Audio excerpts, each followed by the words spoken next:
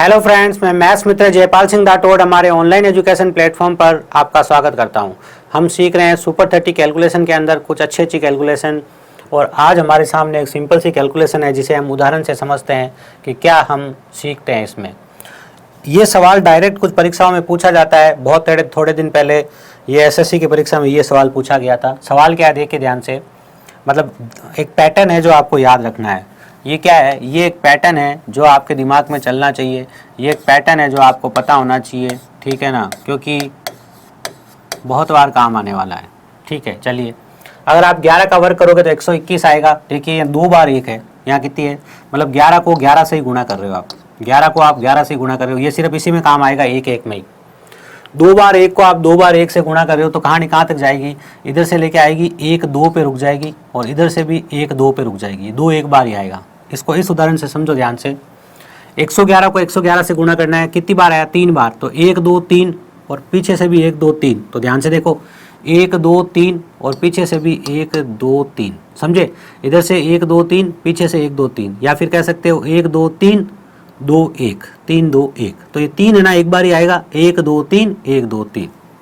अगर आपको 1 2 3 4 4 बार 1 को 4 बार 1 से गुणा करना है तो कहानी क्या होगी? ध्यान से देखिए, 4 बार 1 है ना, 1 2 3 4 पे जाओगे आगे से, और पीछे से भी 1 2 3 4 पे आओगे। 4 एक बार ही आएगा। बात समझ गए? बीच वाला अंक ये जितनी बार है वो सबसे बीच में आएगा। 4 बार है, 4 सबसे बीच में आएगा और वो एक बार ही आएगा। वापस समझिए, 6 बार 1 को 6 बार 1 से गुणा किया है तो आप क्या करोगे? देखो ध्यान से, 1 2 3 4 5 6, लेकिन 6 को एक बार ही लिखूंगा और इधर से शुरू होऊंगा 1 2 3 4 5 6। तो आपने जादुई तरीके से कैलकुलेशन कर ली। ये आप ध्यान रख सकते हो, थोड़े दिन पहले ये सवाल एसएससी में पूछा गया था और जनरली भी कई बार बेसिक लेवल की परीक्षाओं में ये सवाल देखने के लिए मिल जाता है। एक और उदाहरण ले लो आप चाहो तो, लीजिए। यहाँ पर लिखा हुआ है 1 2 3 4 5 6 7 8, ठीक है। इसको गुणा करना है, 1 2 3 4 5 6 7 8। 8 बार 1 लिखा, 8 बार 1 लिखा। उत्तर क्या लिखोगे? 1 2 3 4 5 6 7 और 8। अब इधर से भी शुरू हो जाओ, 1 2 3 4 5 6 और 7 और 8। 8 एक बार ही आएगा अपना ये बीच वाला, बस ये इसका आंसर हो गया। तो ये बात आपने सीखी है, इसका उपयोग करके देखते हैं, ठीक है। एक एक का तो आप सीख ही गए, अब इसका एक उपयोग करके देखो। क्या उपयोग करोगे? देखो ध्यान से, आपके सामने एक संख्या लिखी है 222, इसको आपको 333 से गुणा करना है। इसमें आप ध्यान से देखिए, अगर आप यहाँ पे 2 कॉमन लेते हो तो पीछे क्या बचेगा? इस संख्या में आपने क्या किया? 2 कॉमन लिया। और अगर 2 कॉमन लिया तो मतलब 2 कॉमन लेने का मतलब आप इसे लिख सकते हो, इस संख्या को आप लिख सकते हो 2 × 111। क्या लिख सकते हो? 2 × 111, बिल्कुल। इस संख्या को आप क्या लिख सकते हो? इस संख्या को आप लिख सकते हो 3 × 111। 2 कॉमन में से इसी संख्या में ले सकते, पूरे में से कॉमन नहीं ले जाता, बीच में गुणा होता तो पूरे में से कॉमन लेते भी नहीं है।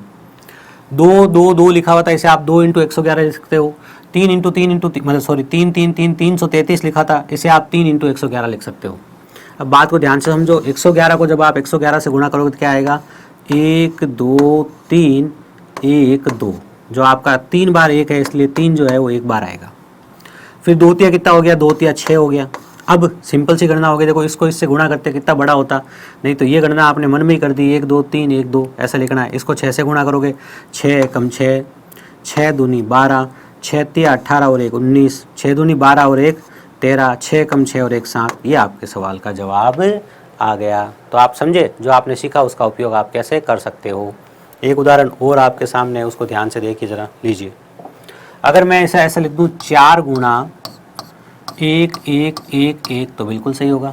इसे मैं लिख दूँ 5 गुणा 1 1 1 1, ठीक है।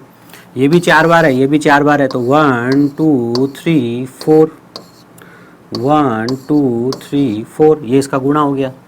और 4 पंजा कितना हो गया? 4 और 5, 4 पंजा 20 हो गया। 20 होने से पीछे, सॉरी 20 होने से पीछे क्या आ गया? पीछे आ गया 0। फिर 2 से गुणा कर लो, 2 2 दूनी 4, 3 दूनी 6, 4 दूनी 8, 3 दूनी 6, 2 दूनी 4, 2 एकम 2। ये आपके सवाल का जवाब आ गया। समझे आप कैसे सॉल्व कर लिया आपने गुणा को? इतना बड़ा गुणा आपने कैसे 5 सेकंड से पहले कर लिया। अगला देख लीजिए, फिर सीख ही रहे हो तो। इसको आप क्या लिख सकते हो? 6 गुणा 1 2 3 4 5 6, 1 2 3 4 5 6, 6 बार। इसको भी आप लिख सकते हो 5 गुणा 1 2 3 4 5 6, 5 बार 1। ठीक है, चलिए ऐसा आप इसे लिख सकते हैं। ठीक है, अब देखिए ध्यान से, 6 पंजे तो 30 हो गया अलग से। ठीक है, इसको क्या लिखोगे, 6 बार है ना, तो 1 2 3 4 5 6, 5 4 3 2 1, लीजिए इनका गुणा कर लीजिए, उत्तर आ जाएगा। तो इतना बड़ा गुणा आप खुद कीजिएगा और आंसर लिख दीजिएगा। लेकिन आपको इतना बड़ा गुणा तो नहीं करना पड़ा ना, आपको तो सिर्फ 3 का गुणा करना पड़ा है। पीछे 0 लगाइए और 3 से गुणा कर दीजिए, आपका उत्तर आ जाएगा। तो उम्मीद करता हूँ ये जो पैटर्न है, ये पैटर्न आपको समझ में आया होगा। इस तरह के कुछ और पैटर्न भी आपको सीखने के लिए मिलेंगे, वो भी हम जल्दी सीखेंगे। धन्यवाद।